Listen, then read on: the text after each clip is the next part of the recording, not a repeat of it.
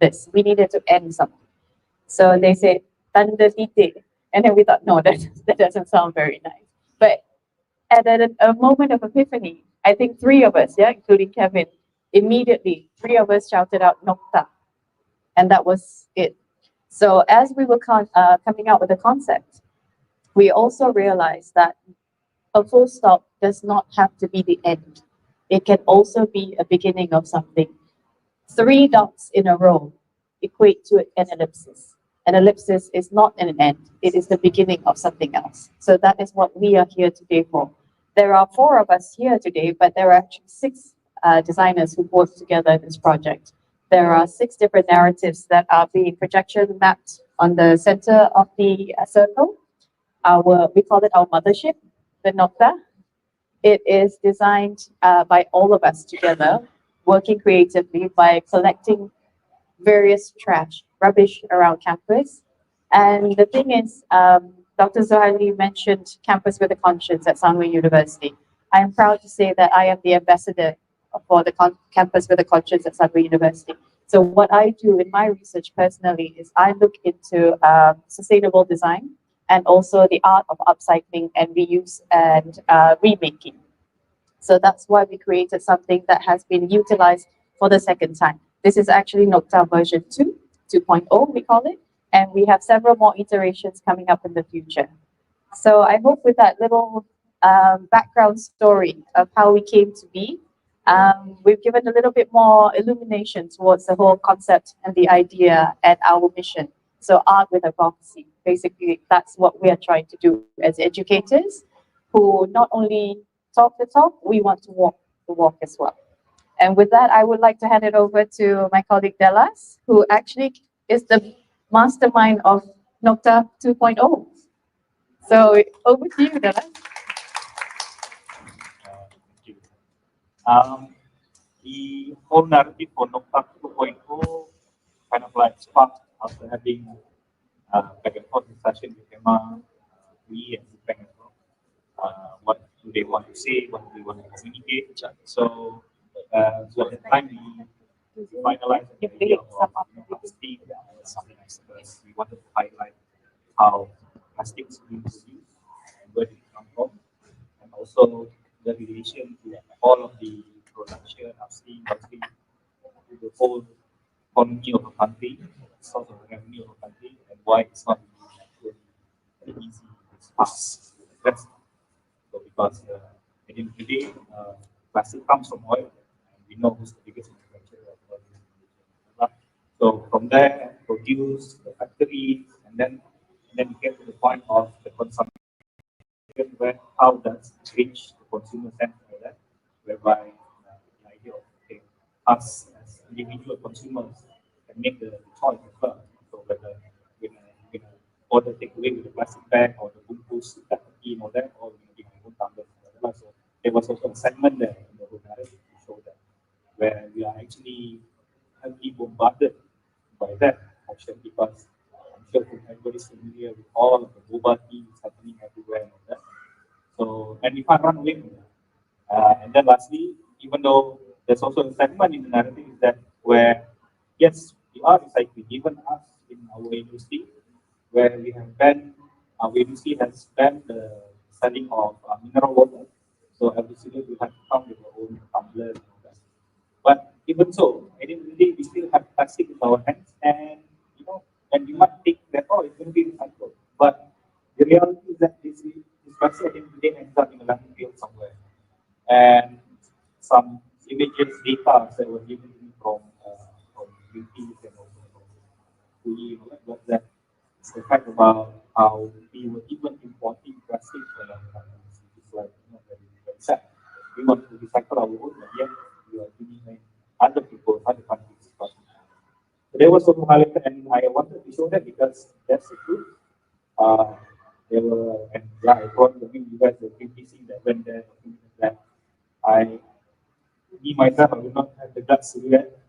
The Samsung will come and do it for me, but so I was amazed when I saw the images and all that, and that's why I wanted to show that, and that's the truth happening in our own. So, and it ended on, the narrative ended on kind of like a provocation to the the audience as well. You see people are rising up or voicing out, like Nairobi, from the caucus and stuff, and asking or demanding change, not just from us individuals, but also for the bigger part of the decision makers, which is the government.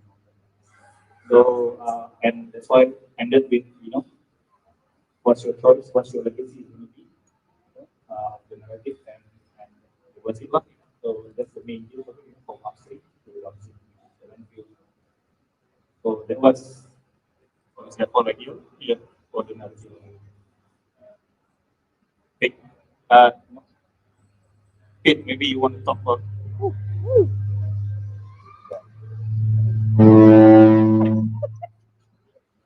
Hello. Hi, thanks.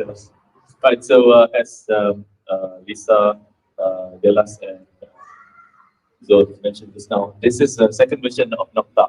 So the first version of Noktah was more experimental, um, less understandable, right? They are working in 6 different versions.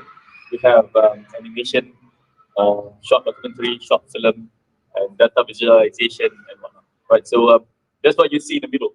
It's quite abstract, right? So in this version, uh, we expand that narrative to something that is more easier to digest, right, with text and whatnot, right?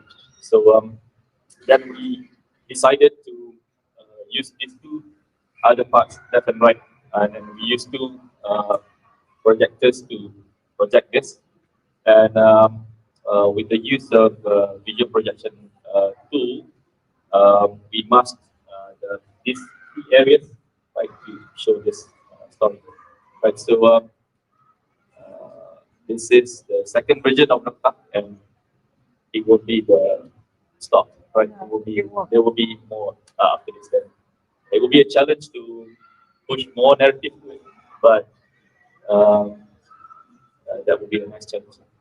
I'll pass it back to you. Alright. So one of the reasons why I think the team decided to do more an immersive type of exhibition is that because we believe that we wanted to connect to the newer generation, especially with Gen Z, with 18 to 24. We do believe that because as educators, all of us, we notice that the evolving of the learning challenges and then with the way that the younger generation actually receptive to its information because we are talking about big concepts like responsibility consumption, like community involvement, climate action, all this SDG. And instead of having it just as a mantra, we wanted it to become more. We wanted it to be embedded within their daily life and they felt like they can be part of it as well. So that is why we kind of have like the old symbol of the dot or nokta, which is like a symbol and a seed of transformation. Because we don't want the conversation just to end with a nokta. Or like Lisa said just now, ellipsis. It's almost like a pause there is like a conversation that is happening. Where do we go from there?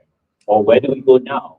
That's what we wanted with the whole exhibition itself. So one of the things that we felt like maybe the takeaway from the exhibition is that once you're able to experience the whole narrative, at the end, you are able to ask yourself the question, what can you do to be part of the community? As one of the community to bring back environment, not to take this backseat. Because like we said before, we saw social media, everything else is taking a front seat, but kindness, the environment is taking the backseat.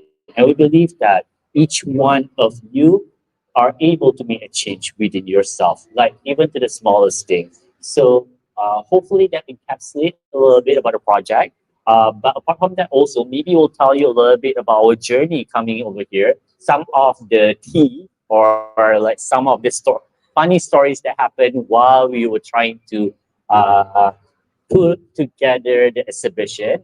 So maybe I'll tell a little bit of the story and then I'll pass to Lisa to continue. So we had few challenges to bring the piece because it's quite a big piece and all of us trying to uh, be more environmental friendly. We drive very small cars. So we ended up hired Lala Move to bring the whole project to over here. But unfortunately, on Thursday night, there was a minor accident transporting the whole thing, which Lisa will continue what happened. Funny you should bring that up. So, okay, we carpooled because we wanted to use less fuel. Three of them were in one car. Two of us were in another car because we had other things in the back seat, right? We were, 3 minutes away from here? And Della's got a phone call from our Lala Move driver. He said, Bang, ada masalah, bang. His pickup truck opened up and everything fell out in the middle of the highway. So Delas and I looked at each other and we didn't know what else to say, but we just laughed. It is what it is. Della says it's Murphy's Law. But we thought, okay, it's a challenge. What else can we do? We said to him, okay, Abang, you pick up what you can. Whatever you can't pick up, it's fine. We'll just meet you here, regardless. So we came here and we were supposed to mount our Noktah, our mothership, on a very nice old easel, a wooden easel that we have reused for years and years and years and years. As you can see, that easel is now part of the rubbish exhibition. It broke into pieces. So we had to come up with a different idea. So we did the best we could, and we actually thought the mothership would have broken into splinters, basically. But lucky for us, when we were working on Noktah 1, we actually secured everything as best we could, didn't we? Right. So we screwed them in. We didn't nail. We tried to use as little adhesive as we possibly could. So we did a lot of screwing in. And the main things that were broken were the glass pieces, obviously to be expected from the impact. So what we did was rescue service that night, and we did it. I think we managed it. Even our projector's pedestal, all the chips you see is all from the crash. And so it's now got a new narrative that will fit into our whole Noktah narrative. I think the other thing to bring up as well, so as we were kind of wrapping things up, is that I wanted to remind everyone as well that when you mentioned that we can all make a little difference, our small contributions, I think it's also very important for us to remember that we've come to a point where we have to now look at rubbish and what is trash, what we deem as trash, as resource, no longer as trash. We've come to that threshold that we need to do something about it. And looking at rubbish as resource instead of just junk. So yeah, Della's, anything else you want to add about that phone call, that wonderful phone call? Please sum it up. No? So yeah. Over to you. All right. Oh, sorry. Sorry. All right. So I think that sum it up a little bit. Again, we wanted to say thank you to the organizer and also for you guys for being part of the journey, listening to us. Hopefully we make sense a little bit, or we just shocked Cindy over here. Hopefully we're not. But again, feel free to talk to us. I think we wanted to show also that even though we are from an academic institution, we are not all about books. We believe that we walk the talk a little bit to our students as well, because at Sunway University, all of us, even though we are educators, we still practice. For example, Della's specialty is in visual culture and also virtual reality. Yeah. And Augmented Lisa right now is doing her PhD on sustainable practice and upcycling into like a memory, and also just to make sure that part of the sustainable practice. And Fidaus also is about to embark on his PhD journey also on creative thinking and inspecting on Yasmin Ahmad creative work and on just visual narrative in general. So hopefully you guys enjoy our little family over here. But what we wanted to stress is that we always believe that when it comes to SDG, United Nations Sustainable Development Goal, it's always a journey, and hopefully Noktah will not be your final destination. It will spark conversation among you guys and see how you actually contribute to the sustainable development goals. Again, thank you everybody and enjoy your evening on the weekend. Thank you. Okay, I'll pass back to you.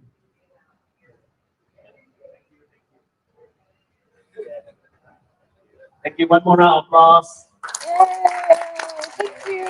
Thank you. For your friends to come check out the parties. We'll see Yes. you again this whole weekend. And then, if you have any questions, just leave it in the comments, and then we'll pass on the questions to you guys, and then we'll see if we can get an answer. Okay, thank you so much. Thank Yeah. you. You know, Thank you. Here you go. Thank Thanks you. a lot. Thank you so much. Reach the chat.